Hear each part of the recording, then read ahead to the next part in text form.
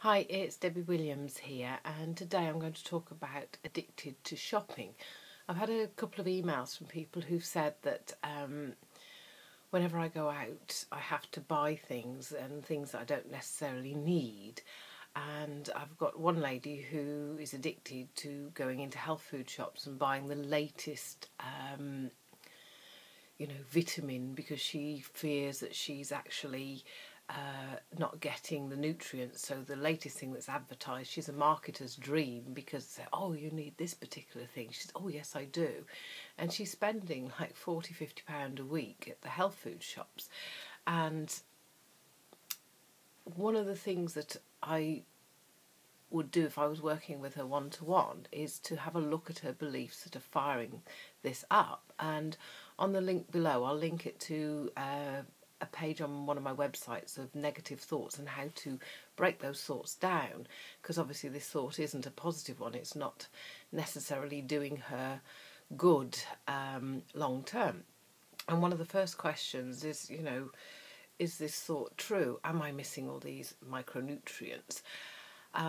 Well, in our Western world, then possibly we are, because there's people who are in autopsies shown to be overfed yet undernourished.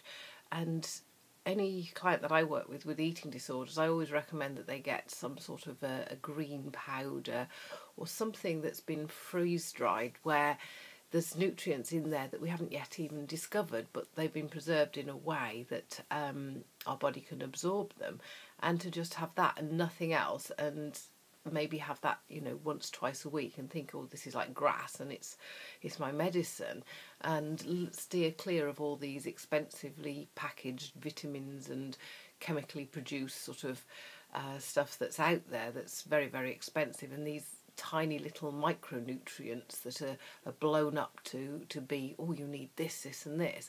Because if you've got a green powder type thing, then it's got pretty much tons and tons of stuff in there that we've not even discovered, so that you can rest assured that that's your insurance policy, that you're putting those in, but steer clear of everything else, because if it sounds too good to be true, it probably is. And again, with the green powders, I'd research and find a good one from an ethical company. And by writing down, is this thought true? Is it helping me reach my outcome? Well, for this, it's helping this person feel the need that, oh yes, I'm giving my body what it needs. But is it actually sort of disabling you in some way? Well, financially, yes. If you're spending money on these tiny little detail nutrients, which may play a part, but you don't necessarily need to have them every single day, then it's actually sort of counterproductive. Also, they've done studies where they've isolated beta-carotene, thinking there was a Japanese study, 125,000 people or something like that, and they discovered that those who had a high intake of foods that had beta-carotene and smoked didn't seem to suffer from lung cancer. So the people in their wisdom thought, beta-carotene, we can isolate it, we can do a chemical sort of type reproduction in the lab. And there was two studies. I think there was a Finnish study, about 23,000 people, and then there was another study, 11,000 people, and both of these studies they had to abandon because this chemically produced synthetic version that did have some of the natural things in, because it was isolated, it wasn't working in synergy, and so it actually seemed to have a counterproductive effect and was actually causing more cancer. So hence my own belief of going to something like green powder that's purely from nature, that's been freeze dried, that seems to have a whole list of naturally occurring nutrients in there, and freeze dried means that it doesn't destroy it destroys very little of the enzyme activity. And of course the best thing to do is to have foods close from nature and base your diet around that, and yes, have a little bit of junk but not too much.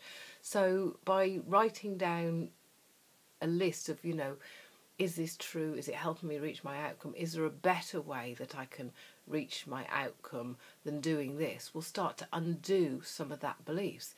It's the same of, I've had quite a few clients who have addictions to go and buy clothes, any clothes. And I get them to ask, if I buy this, how will it feel over time? Will I feel happy, will I actually wear it? Have I got something in my wardrobe that I can link it up to, or am I just buying this isolated skirt with nothing to go with it? You know, to think it through so that you can cross-reference the clothes that you've got in your wardrobe, so it can be an addition to it, that then that one item of clothing can turn into 3 or 4 different ways to wear it, if that makes sense. And so sometimes thinking it through can help you to think, well, actually, do I really want this? And also buying stuff at bargain rates. Do you ever wear those? This is one thing I discovered, that when I would buy bargain stuff, half the time, a year later, I'd realise I didn't wear it because it felt cheap and nasty and didn't give me that good feeling. Whereas going to the sales of buying better quality stuff in a half price sale, then I would wear it because I'd feel like I got a bargain. But even with that, I'd look through the strategy. What would it go with in my wardrobe? Can I see myself wearing it in the future, or can I see myself putting it on and thinking, nah, I've got better stuff? And when you do that little thought thing, it helps you make the decision there and then, nah, I don't think I'll bother, and save yourself some money. Or buying selectively. Again, you know, people with eating disorders, I get them to do a plan for the week, so it means that then when they go shopping, they've got the plan of foods that they know that they're going to eat.